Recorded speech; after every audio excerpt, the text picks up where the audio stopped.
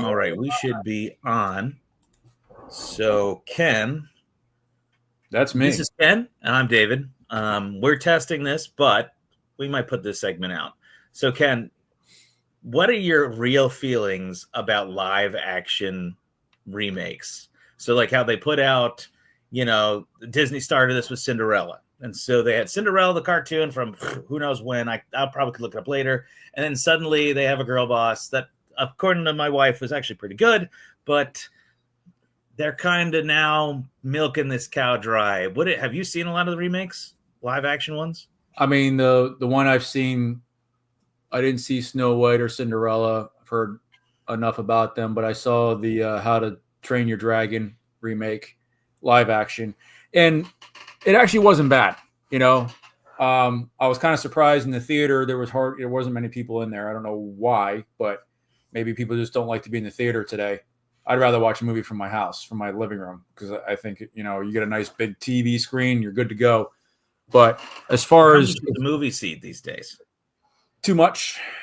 It's like, of course you go get a popcorn. It's like, you need to take out a mortgage to get your popcorn. So I can go in my cabinet and get popcorn for a lot cheaper. So it's like, I'd rather, and then you don't have anybody sitting behind you yip yapping the whole time.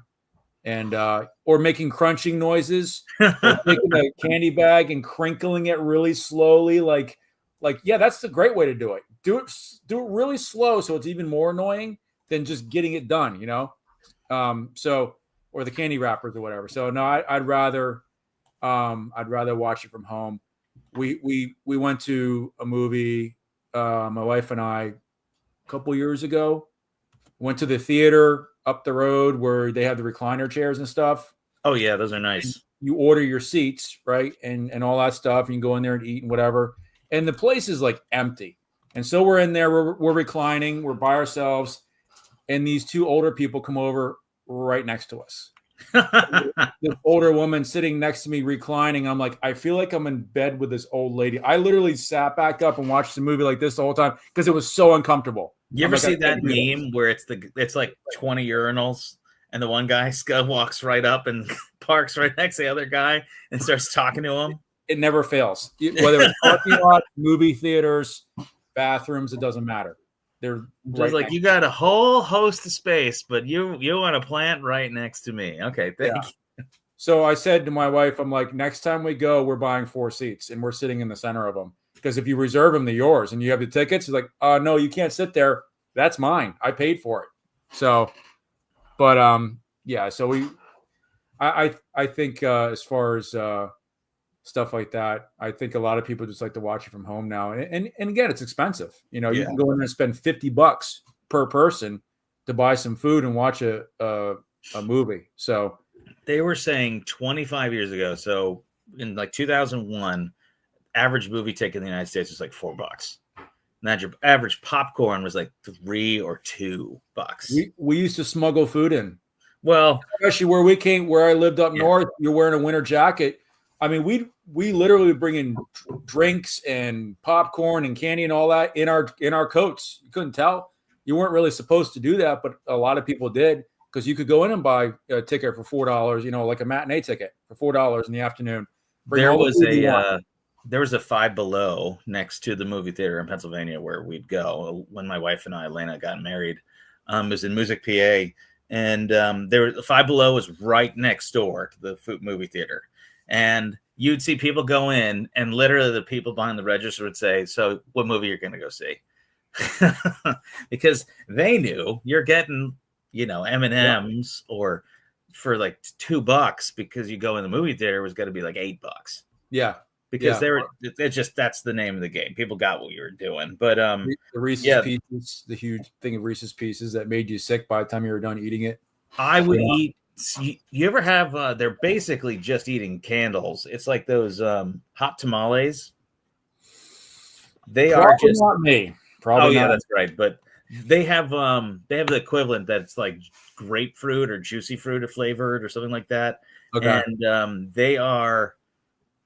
Well, it's basically you're eating wax, and that's all it is. And it has like some hint of that, like it's got that plasticky Mm-hmm. white stuff on it, and you just eat it. I could pound out a whole box of basically and of one of those. It probably is wax. And yeah, it is. It's at wax, and I would eat the whole box and be like, "Did I just eat a candle?" Like, I think I just ate a candle. Try to light it, see if it lights up. Well, if it's wax, it will light. You could like, you could light what are they? You can light crayons now. Just at the end, people eat crayons now. Just stick a little wick on there, and I used to eat Play-Doh. Well, you ever eat Play-Doh? Dough, right? So yeah, it's literally salty dough. Is what it tastes like. I'm looking right now to see what is the average price of a movie ticket just around where we live in Southwest Florida, because they have gone way up. What is it? So I'm forgive me, everyone. I'm looking at an AI overview. It's saying for standard def, it's between $8 and $15. That doesn't feel right to me. But when I look at IMAX, it's between 15 and 22. Yeah, is what it's saying. So I don't know. AI, you never know if it's where it's coming from. Then that's still quite a bit of money. We had I don't know about in your town, but where I grew up in New York State, we had a $1.50 movie theater. And we had something like that. In fact, it still exists. And you could go for super cheap, and they had the nice seats and stuff too, like the recliner seats and stuff, and you bring food in and stuff like that, but it was super cheap. So I don't know that they had nice seats and stuff, but I remember when I was a kid, we might have gone and seen, I want to say every day for a week, we saw The Lion King back in the 90s. And then when the Power Rangers movie came out, I'll never forget this. I'm pretty sure we saw that thing 4 times in one weekend, like 2 times in one day. You ever do that? You ever go to a theater and you go like, I'm going to watch that again, and you do it like the same day? Have you ever done that?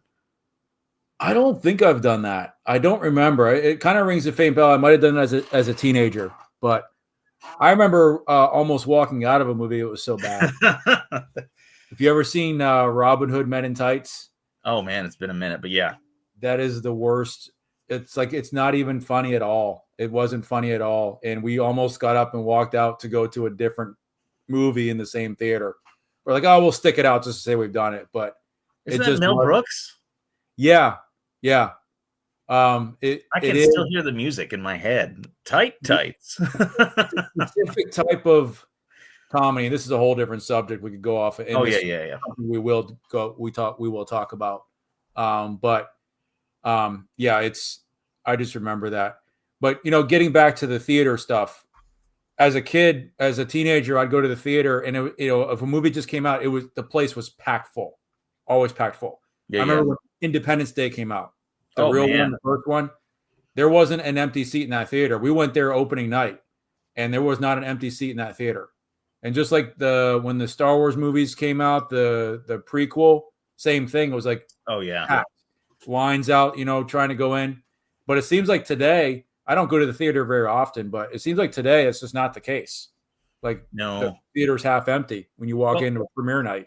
Well, think about it. Your average family of 4, if it's $15, that's $60. Mm-hmm. And then that's not including drinks, snacks. And so $60, just a comparison, if you're going to go out, you can get an expensive pizza for like $23, right? Yeah. And so you can feed your whole family and on $23, or you can go see a movie and then still have to spend upwards of $40 to get everyone something. Yeah. And so you're going to a movie theater, you're not getting out of there for maybe less than $100. Yeah. Yeah. And you have to put up with everybody else. Yeah. And then if you think about it, I was a kid when Independence Day came out. My parents should not have taken me to see that. There are films you don't take your kids to go see. I'm going to put that up there amongst them. That's spooky if you're little. Yeah. Especially back in the day. I was a teenager, so, a bunch of us went. But I remember when we went, they had the volume jacked up so high that it was like like it hurt your ears every when they would switch scenes, like the next scene, boom, and that sound. It was so bad. At some point, they turned it down a little because it was way too high. It was way too high. But that was like the movie. That was like the movie of the time. What was this? It came out on the 4th of July weekend. Yes. Yeah. And it was. I mean, I could. It was 90. I just looked at the date. It was 96.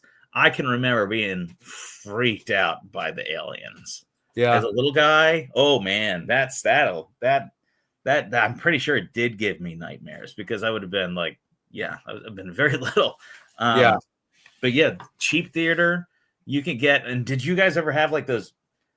My mom would always get the nachos, and then I always was like a nachos movie guy. Mm-hmm. The fake cheese, it's probably 100% dye and the 0% cheese. Probably melted wax. Might as well keep it going with some flavor. Yellow wax with just like that. I don't know, that like plastic cheese has got a special place in my memory. But if I probably ate it right now, I'd be like, bleh. Yeah. Now that we know what's in that stuff, or we don't know what's in that stuff. I don't know what's worse, knowing or not knowing. You don't want to. Yeah, it's just amazing. So I haven't been to a movie theater in forever. We started talking about the live actions, but I haven't been to a movie theater since 2019 when Endgame came out. And I thought, my wife was very pregnant. Like you were, Ken and I have known each other for a minute. If anyone's watching this, he knew she was pregnant. They were awesome at the time. So we went to see Endgame. Not too far from where you are, and it was good. It was actually it was the end that Marvel needed, and then it was a good movie. Should have stopped. Yeah, well, it should have stopped right there. Yeah, and it did not. For some reason, they Disney tried to keep milking that cow, but they forgot how to make a movie, and they've just been terrible. But Endgame was good. There was a few things I thought were, time travel, huge risk for a movie because time travel can be real lame. But we saw that one, and then we too busy having kids stuff. Yeah. It's like, do you go? Do you have the time to go? And but I don't know. As far as just to put a pin in it, to get back to the topic I asked you at first, when my thought process about the live action remakes is they're trying to make money out of something that made a lot of money, right? Right, exactly. So like they made, we mentioned it earlier, I love The Lion King. The first Lion King, like I said, we saw that every day. It's a fantastic movie. I'd say it still holds up. The music in it is just, Elton John, and he did a good job. Yeah. Then they remake it, and it's atrocious. It's not even just a little bad. They inject all sorts of political messaging that was not there in the first one. Yeah. They all the good songs. Everyone at the time who was in the first film is still alive, and they brought like almost none of them back, and that made like no sense. Yeah, you could have opinions on the actors, but like if they're not gone, why? If it's not broken, why fix it? And with the live action remake, in the case of Lion King, they were CGI lions. They had a cartoon, and then they just made them CGI. Which how is almost that live action? That's not a real live action. That's just a cartoon with extra steps. Yeah. And I haven't made a live action of Quasimodo, who was a hunchback who rang a bell in a church. Yeah, when they're going to do that one. Or it just seems to be this trend, whether it's like you say, it's a live act, they're just repackaging what they've already done and trying to add a new twist to it, thinking they're going to make a bunch of money. I just look at it as laziness. I mean, another one comes to mind. I didn't see it, but I saw advertised enough. Was Lilo and Stitch, right? Oh yeah, they did that. Very popular. Live action. Okay, but this has already been done. I mean, it's like, so they're just trying to reach a new audience, like another generation, and it's live action. It must be different. It's probably I don't know if it's the same movie or not. I didn't, like I said, I didn't see, or if it was ever. I don't even know. Was the original a movie or just a cartoon series? So I don't even know. It's like the Lilo and Stitch, the new one made money, which surprised Disney. And they made money on it. They brought back the original director, and he's also the guy who would go on to write How to Train Your Dragon, which is incredibly successful. Mm-hmm. So he came back, he revoiced Stitch, he redirected the movie. They changed some of the plot lines, and it was so successful, Disney literally ordered like 2 sequels right then, as soon as it dropped that weekend. Because the girl who plays Lilo, she's only going to be a girl for a short time. She's going to keep growing up. Yeah. You know? So it's like, if you're going to have a child actor, you got to move fast. Yeah. Pardon. Yeah. And so they did remake it. I heard mixed things about it. I heard that people said everyone who saw the cartoon movie loved that one. And they said, this is not as good as that one. And so people who hadn't seen the cartoon movie actually did like it. But I think it's the same thing where it's safe to make something that has already made money. That makes sense. So like, we were talking about Independence Day earlier. There's no way a film like that would be made now. No, you had to experiment. You had to roll the dice and hope it comes out all sixes. They had a sequel. They had a sequel, right? Oh yeah, it was horrible. It was horrible. Well, I won't even go into what they tried to do. I was like, "What are you guys thinking?" It was so bad. But yeah, so I was excited. Like, I'm going to watch it. I hadn't seen it. I'm like, it was a disaster. It was a disaster. It was. Yeah, I just pretended more willing to make sequels than try to do new stuff. Yeah. And so you won't get an Independence Day. You'll get another. You don't get an Independence Day like film. You just won't get it. You won't get another. You'll get Jurassic Parks, but they're all because they're based off the source material. There's another one making them. Jurassic Park '92. Now, I didn't see the most recent one, but the one with Chris Pratt, Jurassic World, that was actually pretty good. But that might be because Chris Pratt, I like him. He's one of the probably one of the last real actors. Yeah, I've seen a few of them, but the latest one. But yeah, so Disney's going to continue to make safe films. That's why they're making Toy Story 5. That's not a joke. The thing is, I was reading an interview by Tim Allen. He's like, "This is Jesse's story." It's like, I don't feel like there's Buzz's story, but okay. How are we? How? That was, by the way, we're talking about. Have you ever seen a movie twice? I saw Toy Story 3 twice in theater, within 4 hours of it. So I went and I saw it, and then I saw it again on a date. Because so that was what's the most you've ever seen a movie? Like, what's the one movie where you can say I've seen that the most times? Oh, that's a tough one. Right now, probably have seen Lord of the Rings a lot. I remember watching those all the time as a teenager. Sorry, just like got to be a dork for a second. Saw those quite a bit. So how many times do you think you've seen them? Oh man, it's got to be in double digits.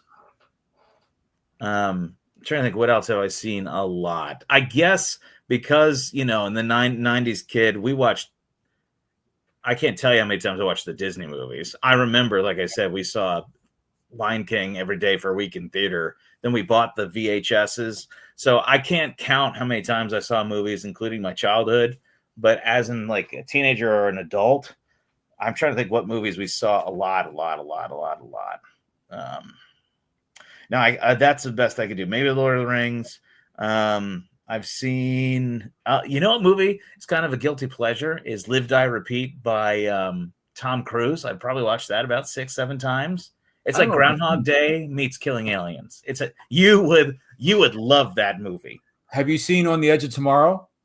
Is that what that one is? Yeah. Yes, that's the one you're talking about. Yes, that's the one you're talking about. Yeah, that's good. That is an excellent film. It's just a film where you eat popcorn and watch him shoot, kill aliens, and get killed and it's Groundhog Day. I think Elena and I, my wife and I, have watched that, I want to say 10 times. That's one of those that you could just keep rewatching because it's satisfying. Yeah. I've seen, I saw that years ago, right? I know I saw it years ago whenever it came out before. And then we were on a trip this past spring with my son's class, on a class trip. Yeah. And at night we were at the Airbnb and they had it on. I'm like, I know I've seen this before. And I was watching it. I only watched part of it because then it was getting late. I was like, I got to go to bed. But when I got home, and by the way, I'm cheap when it comes to this. I don't want to rent movies. I just want to wait till they're free. But this one I actually paid to rent it so I could watch it again and watch the whole thing and see what actually happened and remember. Because the weird part is I know I've seen it, but I couldn't remember the end of it. And then once I saw it, I'm like, oh, I remember that. That was a really good movie. Really good movie. So the movie that I've seen the most by far, probably my favorite movie of all time, is Star Trek II: The Wrath of Khan. Okay. I was putting it up there with one of the Star Treks, or maybe the Luke's trilogy in Star Wars. I think it's got to be one of those two. I've seen that a bunch of times too, but I can tell you by far, I've seen The Wrath of Khan between 50 and 100 times. Wow. So one summer when I was a kid, I literally watched it every day in the morning. I'd watch it every day and then I'd go do whatever I wanted after, because I didn't have a summer job or anything that year. And I would sit there and I'd make pancakes and I'd sit down and watch that movie. So at one point I had that movie memorized. Like I could give you every word in every scene. I can't do that anymore. I've lost half my memory, but I could do that, which is probably sad, but maybe even impressive at the same time. I don't know which, but I could literally go through every scene and play that movie out because I had seen it so many times. So easily between 50 and 100 times I've seen that. How many times have you watched Voyage Home?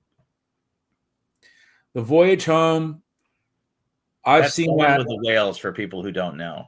Yeah, I mean, I've probably seen that 15, 20 times. I mean, any of those classic Star Trek movies with William Shatner and Leonard Nimoy and DeForest Kelley and all them, I've seen that, that group of six there dozens of times through the years. But The Wrath of Khan, I by far have seen the most out of them and out of any other movie.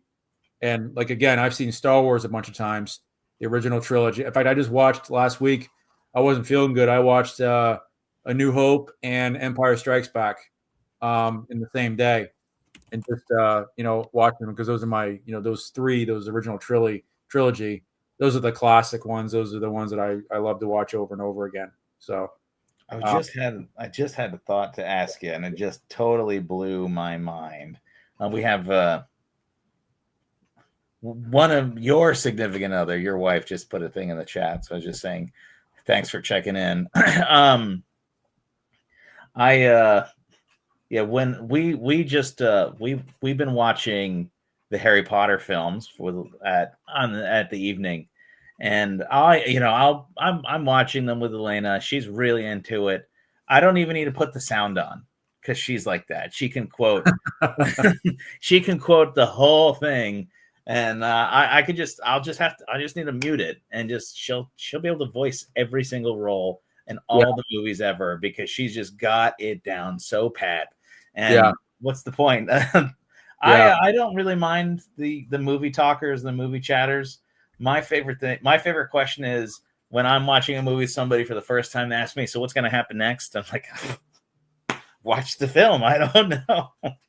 I'll tell you, my wife, she's gotten a lot better with this, but she used to be like, if she's seen something before I did, if I watch it with her, I'll know how the movie ends before it ever ends. And so, this is going to happen. I'm like, why'd you just say that?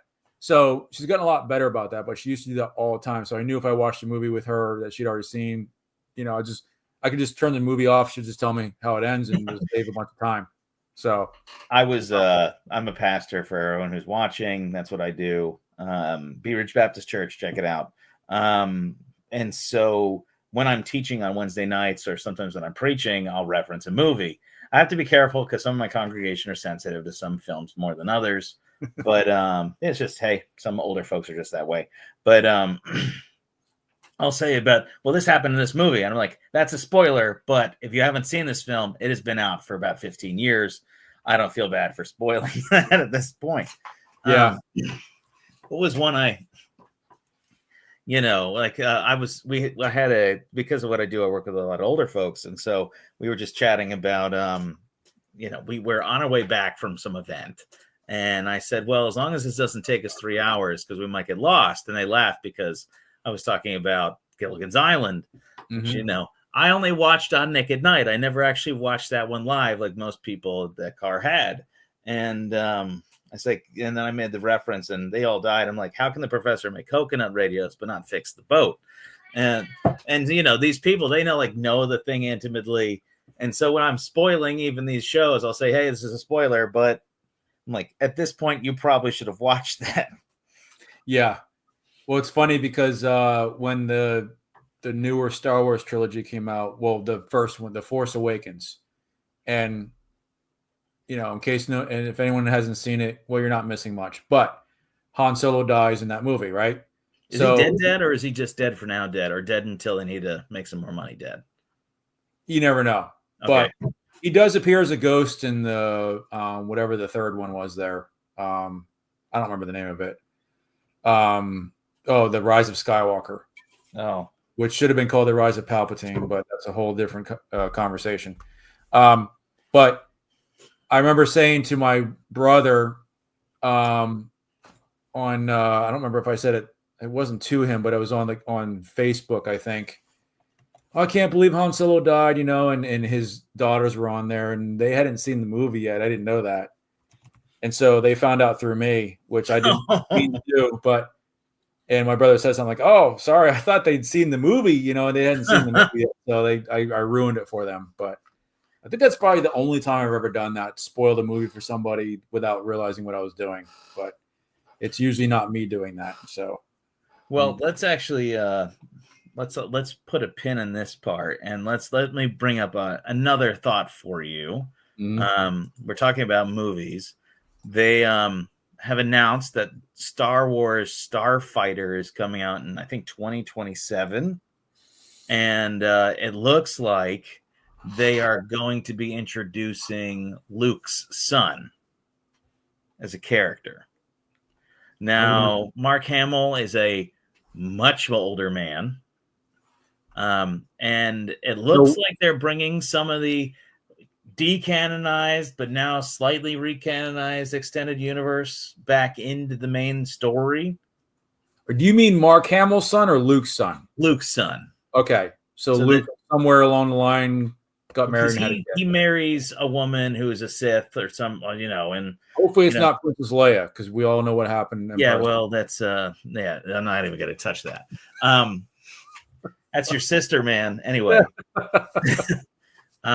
so they're gonna bring in Luke's son, and if I think I was talking to your son about this. If they wanted to fix Star Wars, they need to go to the books and have Luke do the things that he could do in the books. Like he could, by using the Force, bring a Star Destroyer down from orbit by his own power.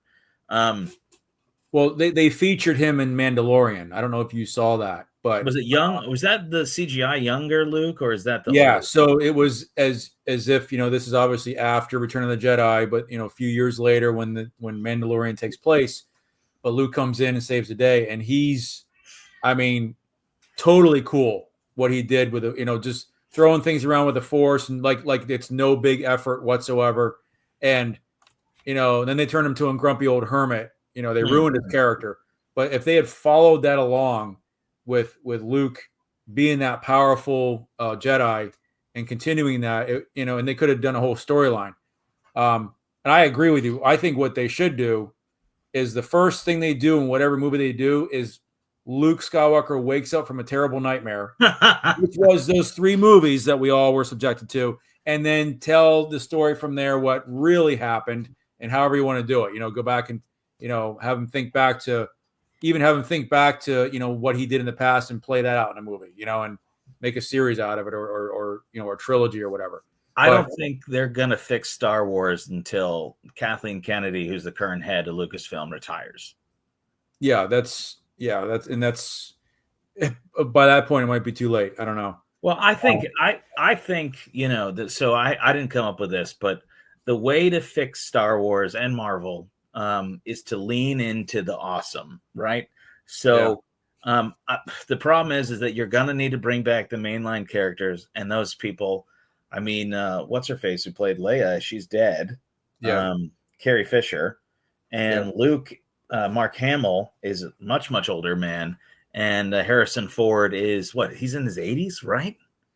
If he's not, he's close. So you're either gonna have to, cross into the weird Rubicon of the AI, and you're gonna have to AI these characters, which are I watched your face. You don't like that idea, and that's a little. Well, it depends. I mean, you talk about where they actually did it right was Rogue One, where they actually CGI'd all these characters that we saw from the original movies, like in New Hope. You see a lot of those characters, and they and I know there's criticism about some of the stuff, but I think they did a pretty good job when they did that. And then they kind of just tossed that aside after that and didn't bother. It's like, hey, just use your imagination. When they made Solo, just use your imagination. He looks nothing like Harrison Ford. The guy that played Lando looks nothing like that original actor, Billy D. Williams. That's his name, right? He's past 2 now, I think, right? I don't think so. I think he's still alive because I saw something recently about him on social media. I could be wrong, but I don't think he's passed. Calrissian. I'm checking. But no, you're right. He's still around. He's 88 years old. Is he that old? Wow. Yeah. Wow. Yeah. Maybe it's someone else. I mean, they could do it if they did it right. The problem is it would probably cost. I mean, it probably costs a lot of money. Although with AI now, things are probably getting cheaper to do. Well, don't they need to get the rights from the family? And I think they have this. Yeah, somebody chimed in. He's still alive. I think they got the rights from the family to use Carrie Fisher for ever. Okay. And I think that's so that would be what it's saying. You'd have to fix it. You have to recast with people who are similar enough looking that people can assuage or get over it, or you'd have to go into AI, and then you'd have to. I think you just have to do awesome stuff. I think you have to do stuff that, just like we're talking about the Edge of Tomorrow, has to be the kind of thing where you are just eating popcorn because you can't stop watching it. Yeah. You know what I mean? You need to have like Luke just wreck face. You need to have Darth Vader be the most awesome bad guy that there has ever been. You need to, let me interrupt you. Let me interrupt you. There is a video that was put out. Somebody did, I don't know who did it. It's an AI type of video where they took the battle scene that Vader and Kenobi had in A New Hope, which their lightsaber battle, if you remember, is pitiful compared to everything else. They took that and CGI'd it and amped it up. And it's the most amazing. And I wish that they would, I don't know what again, who did it or whatever. If they could take that and Star Wars could buy it from them or whatever and integrate it in that movie and replace what was there, it was incredible. And that's, and they did it to where it looked like it was, what's his name? The guy that played original Kenobi. I can't think of his name. I can see his face. I was just, I can't remember now, but Alec Guinness. It was his face because they, CGI'd his, and they integrated it into the whole scene. But it was really cool how they did it, and it was legit. And Vader's rage towards him and all this because of what had happened, when he was burned alive and everything, which you don't see in that segment in the movie. It's kind of like, hey, how you doing today? It's but the way they did it, it was just amazing. And I'm like, man, I wish, they did a lot of other stuff in the movie to up it, to they added CGI stuff and updated things. But this scene, which was never touched, and I don't know what company did this. Who is probably a bunch of guys in a garage somewhere with a computer, put this all together, and it was just amazing. And it would be cool if they would, integrate that. So, there's certainly possibilities, and you have a big company like Disney that has the resources. They, if they had the right writers, they could do amazing things and pull Star Wars out of the fire and, bring it back to what it should be. Yeah, there are people who say like it's unrecoverable for Star Wars and for Marvel. And I actually just don't think that's true. I think that they could just shift gears, do something amazing. And what will happen is just the word of mouth alone will get people back. They're like, hey, it feels like it did back in the 80s and the 90s. They are. And because what will happen is True Blue. I think a lot of people true fans are still willing to be burned. They're still willing to try. I don't know that they are totally checked out. Yeah. I just think that it's hard to trust. At least I say that now. I'm on the Marvel side. I think they really messed up Marvel. But I think that if the right people said the right things, I'd be willing to give it another chance. I think in the case of Star Wars, there is so much there because it's, so Star Wars is a boys' property, so to speak. It's for guys.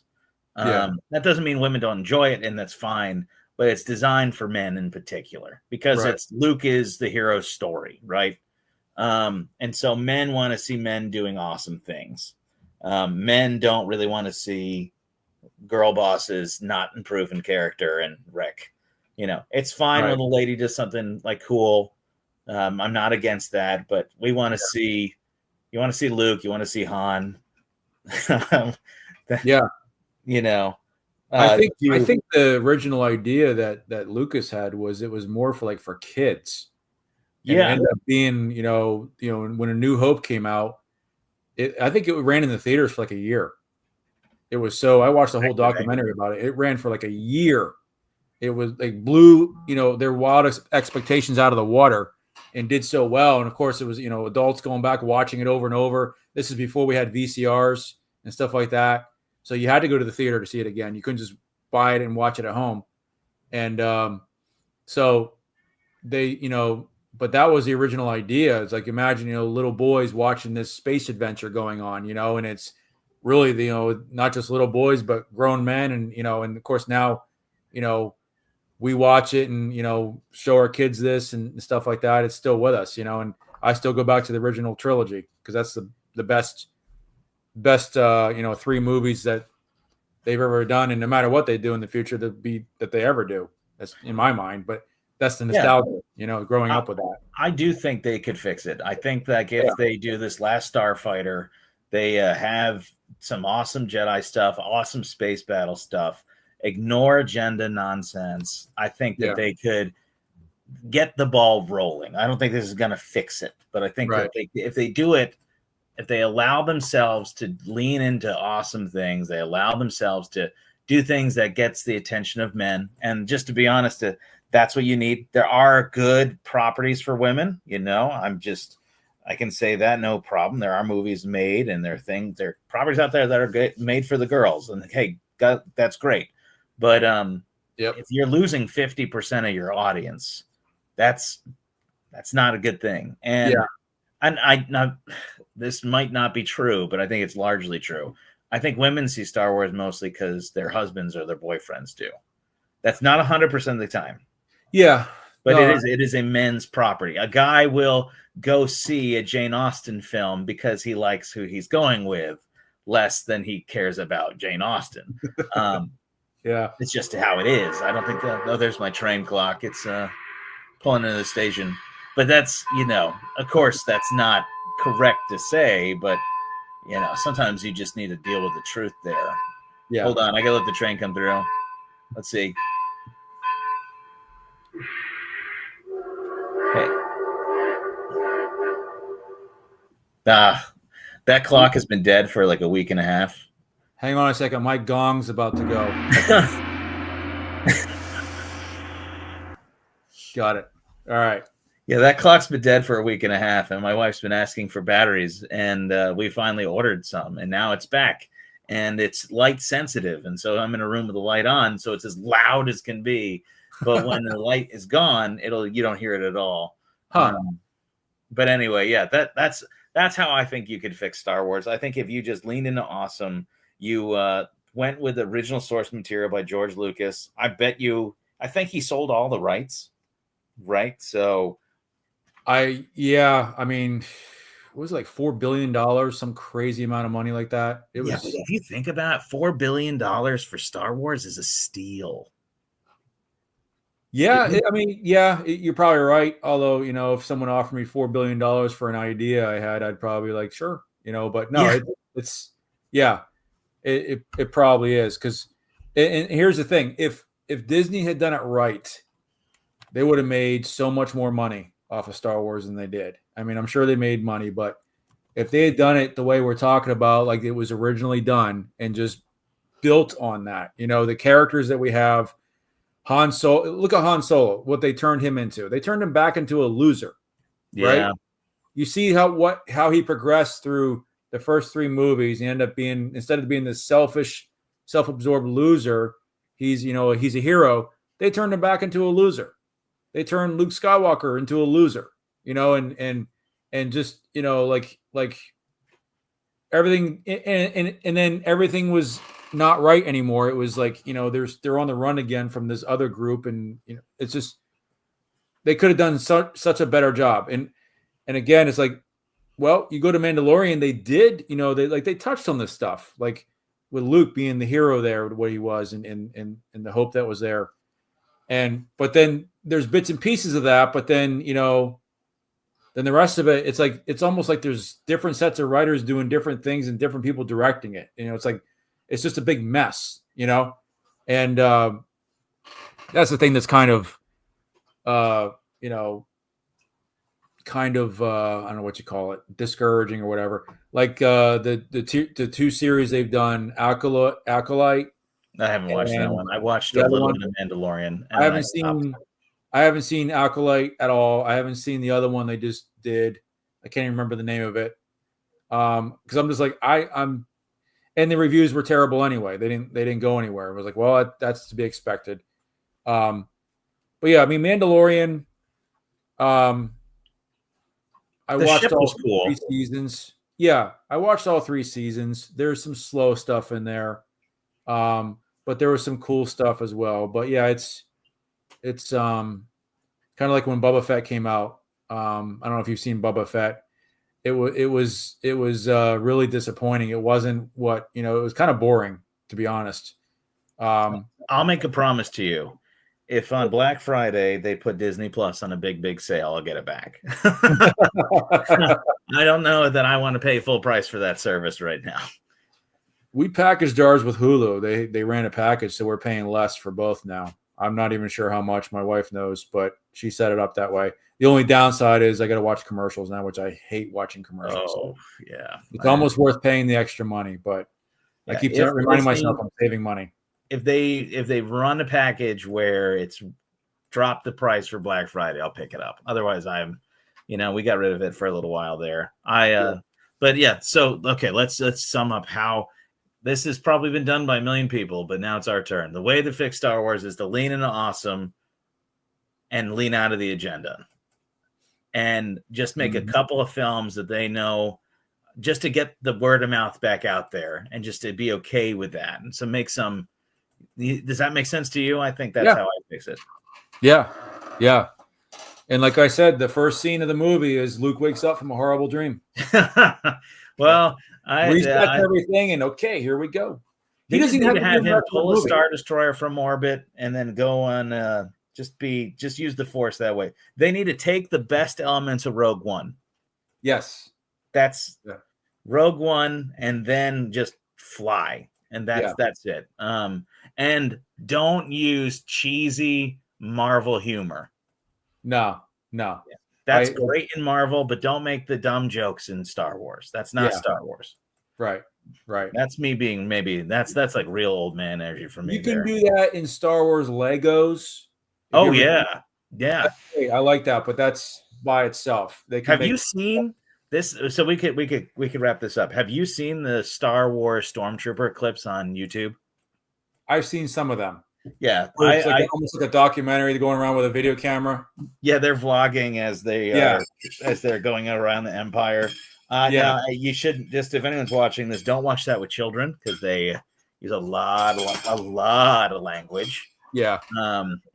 But they're pretty funny. So if you want to do it like that and have a humor series, like something where the stormtroopers are the main characters, would be an excellent comedy. When we were at Disney Springs during the pandemic, they had stormtroopers up on balconies and they would insult people or like make comments, derisive comments, or I'm trying to say this nicely. They'd say mean things to people as you walked by, or just be jerks, or just be hilarious to each other. And so you had the First Order banners, and then behind them are the new stormtroopers, and they would just like make fun of people as they walked by. Disney should lean into that if they're going to make a comedy version of Star Wars. Just like let like Bill and Jack, and they're just nincompoops, but at the same time total jerks. In this universe. Have it be completely separate, like you could do like a separate movie like that or something, but they can make cameos like in the background. Yeah.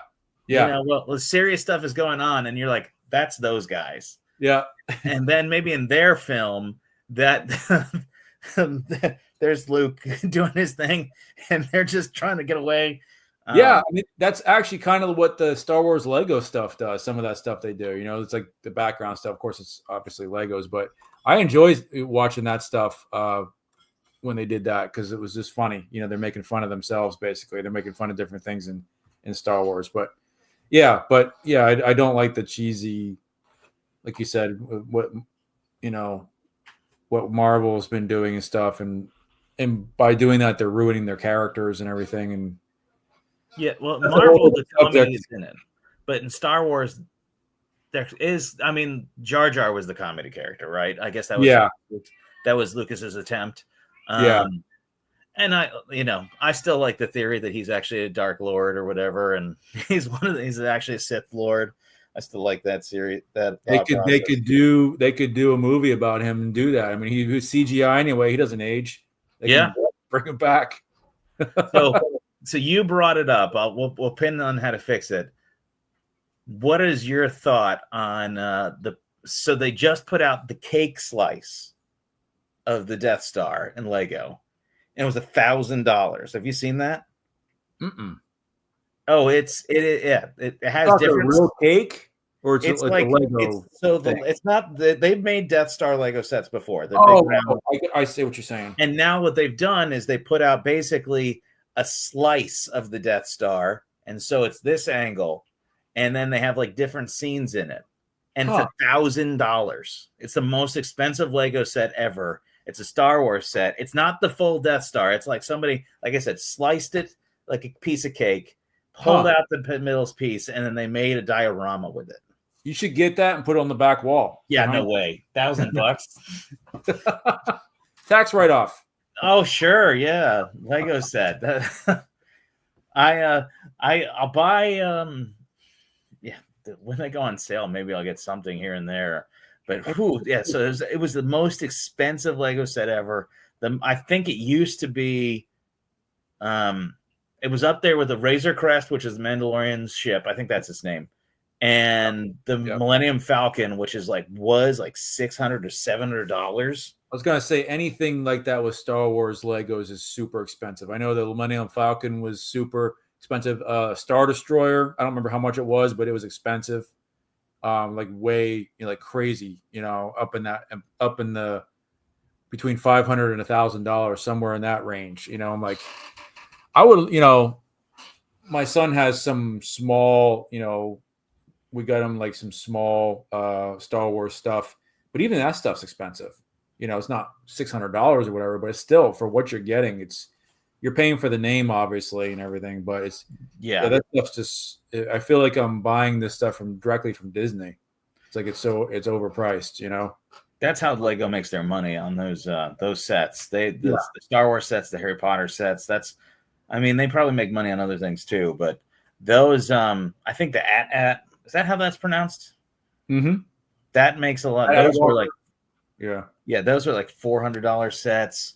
The Republican gunships, because those were cool. Yeah. From the prequels, they did a big one of that too. I think that's no longer, but the Millennium Falcon, I know, is like in a box. It's humongous. Yeah. Yeah. Your oldest was like saying, I need to pick that up. Not me, meaning him.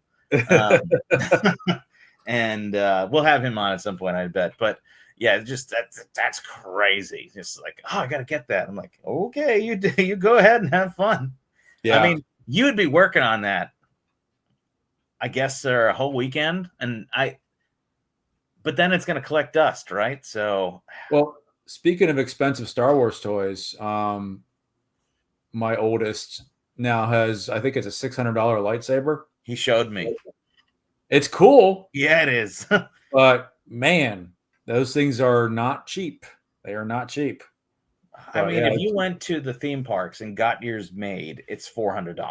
Yeah, they're expensive there too. I mean, my youngest has some of the other ones that are, where they you hit the button and you flip it out and it goes out, and they're cool and stuff. But yeah, I don't know exactly what they cost. I probably don't want to know because I paid for it. But I mean, yeah, you go there and you build your own, and you pay a lot of money for them. But I think if you're really into it, that might be cool. I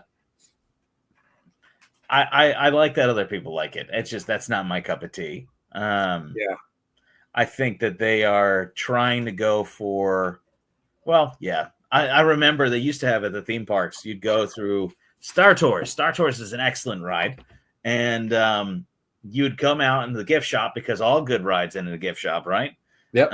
And they had the plastic lightsabers, and they have like a bins. They have the blade, the hilt, and then like the coupler to put them together. You go in the plastic bins, and then you just like slap 3 parts together, and then you'd walk out and it'd be like $30. Now they have like this whole big thing where you have to go through the ceremony. You pick your Kuiper crystal, which I didn't know was a thing until I heard about it being a thing. Oh yeah. And that is and it's $300. But then you have like your son, he bought his is, well, I think he said he got Anakin's hilt. He could change the color of the saber, and then it has the sound, I don't know what it's called technically, but the hum that they make. Yeah. So it has all effects with it. Yeah. Which is, and now this is probably, I don't know if it's an official company, but it's pretty nice. Yes, you can change the colors. I saw it earlier tonight. So yeah, it's pretty cool, and my grandson loves it. Well, there you go. So yeah, one thing I would love to have, but I'm not going to ever spend the money on, is a Stormtrooper outfit. They run like $2,000, something crazy like that. You and I have been talking about that for, I want to say, like 6-7 years now. Yeah. We went to a place in town that had one, and you're like, how much is that? I'm like, I didn't ask. You don't want to join that organization that has, what is that, the 501st, or it's like that volunteer organization where they dress up the stormtroopers and they do stuff. I think they used them in one of the movies because they ran short of stormtrooper outfits, so they used these people to fill in. I think one of the newer movies they did that, if I remember right. I read something about that, where it was, I think that they're called the 501st. Okay. And they brought them in as extras because they all had their own stormtrooper outfits, and they put them right in there in one of the movies. It might have been Rise of Skywalker, not Rise of Skywalker, The Force Awakens. I'm not sure which one it was, but I know I read something about that. Yeah, it's the 501st, and they have one in Tampa Bay, where we'd be in. I guess we're technically in that greater region. I could join up with them. That's what I want for Christmas. Stormtrooper outfit. Next year when they do VBS at Your or My Church, we can request event visit, and they'll send like guys in costume to your event. Yeah. Okay, so you're talking about your grandchildren. You want to talk about an awesome birthday party? A visit from if you got a little guy or a little one in your life who's really into it, that's pretty cool. Forget Santa Claus. Stormtroopers coming. So we were talking earlier about seeing Jurassic Park, and they have the same kind of organization for Jurassic Park, where people dress up as like people who worked at the park. Okay. And people will, because if you remember the first film, they had those Ford. It was like a Ford Excursions that they were in that the T-Rex picked up and destroyed. Yeah. And then they also had the Jeeps, the Jeep Wranglers. Mm-hmm. So because the cars were so prominent in the film, people rebuild the cars screen accurate. Huh. And we were talking to this guy. He was like, "Oh yeah, this is my Jeep. It's a completely screen accurate. This is the numbers that they would have had on the island." Huh. And so this is a thing. So like the people who dress up at the 501st, they get that screen accurate, stormtrooper outfits. There are even people who do that for Jurassic Park as well. Huh. And he was like, "Oh yeah, you could call us and we'll come and do birthday parties. We come to schools to talk about dinosaurs." It's like, so you can. How much money? Yeah, maybe this is something we should look into getting into. I don't know if you even have to pay them. I think they do it for free. At least they did. See, you could you'd be like Disney, charge for everything. Make a lot of money. I don't know. I wonder for the 501st, do they have to pay to use this stuff, or is it because it's a charitable organization? They I don't know. Don't have to pay. Yeah. Yeah, that'd be a cool visit for like a little guy on his birthday. Yeah. Like, hey, can you guys coming out? And then, you take pictures and all that stuff. I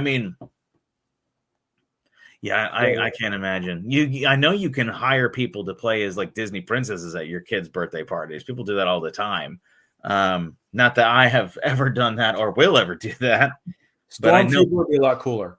I'm sure you'd be the best dad in the world, right? Mm-hmm. And then everyone would be like, "Well, Dad, how come they did that, but we didn't do that?" And then you're just breeding envy and all the jealousy and covetousness, which I'm pretty sure there's a rule about covetousness out there. Yeah.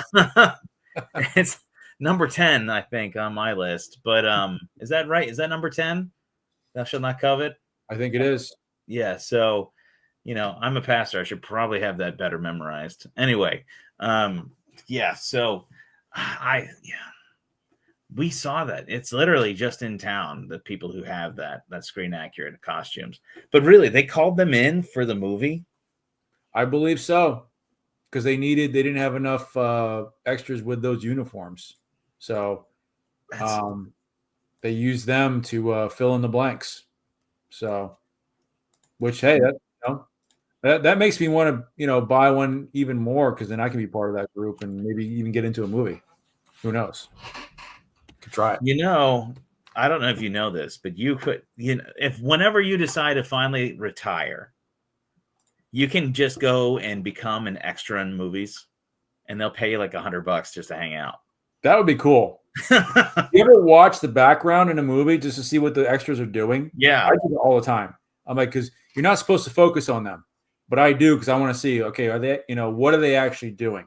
And they're pretending to talk to each other or making coffee or something in the background, and just to try to see if you can see something that doesn't look right. I do that all the time. But in fact, there was a show I was watching, and there was a scene where they were helping somebody put a roof on their house, and I was watching them, like, they're not doing anything. They're not even, like, they had the nail gun trying to shoot the shingles in, but it was like floating above, and then nothing was happening. I'm like, they're just up there, and one guy had a hammer doing this. All he's doing. It's like you're just watching this thing, and like they're not actually doing anything. It was fun. But every time they're hammering, it's like, I'm getting $100 and I'm in a movie. Yeah. I'll do that. That'd be fun. I had a person I know who was he did like bit roles in commercials, and he had to pretend that he had to act like he was handicapped, and so he was in like an what is that? A accessibility chair, whatever that is a motorized wheelchair. Mhm. And every time he'd be in the commercial, he's supposed to get paid. So, and what they would do is they play the commercial and not tell his agent so he wouldn't get paid.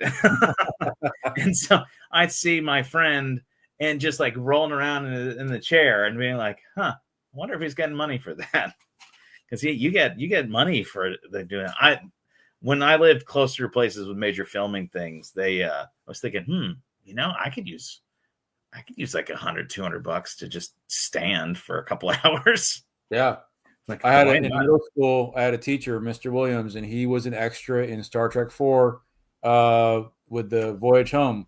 And when they were at the SeaWorld there in San Francisco, he was one of the extras that played when they were out there doing their scenes with the whales. And he was so he got to see some of the stuff that they were doing. But he was I don't know if he got paid. This was a long time ago, but he was an extra. He got to be in the movie. I wouldn't, if I watched the movie, I would never know where he was. But, and then I had a second cousin, my mom's cousin, who played a mover in the original Beetlejuice.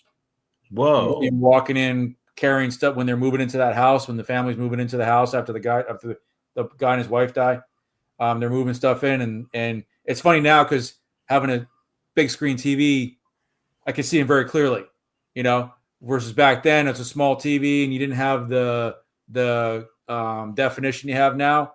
It was a lot harder to see his face, but he was there. It was kind of blurry, but now you can see him clear as day. It's funny. You freeze it. There he is. It's funny.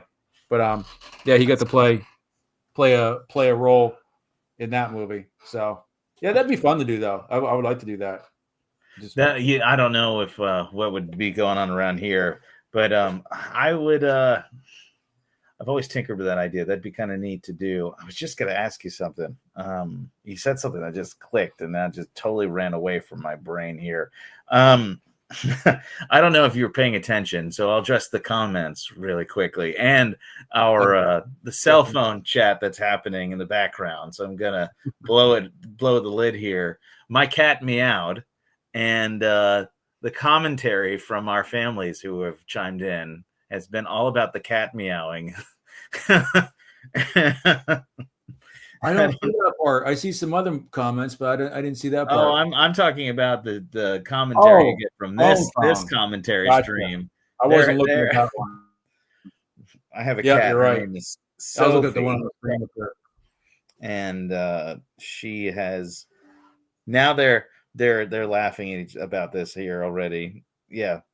This is time for this. Thank you. Yeah. So the animals will make occasional cameos because that's what they're going to do. Especially, why wouldn't you meow at the most inconvenient time possible? Well, I think we should kill the stream here and wrap it up a bit.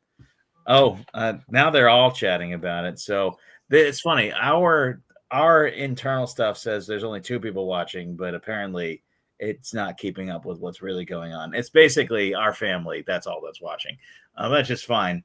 But Ken, this is a lot of fun. We're going to have to do this again. I am going to wrap us up, and then we will have something a bit more formal. This is going out there to the ether. There'll be something more formal next week as we continue to figure this out and just put together a formula. And so just hang in there, and we'll see you guys soon. I don't get it. Take care. And Ken, we're not going.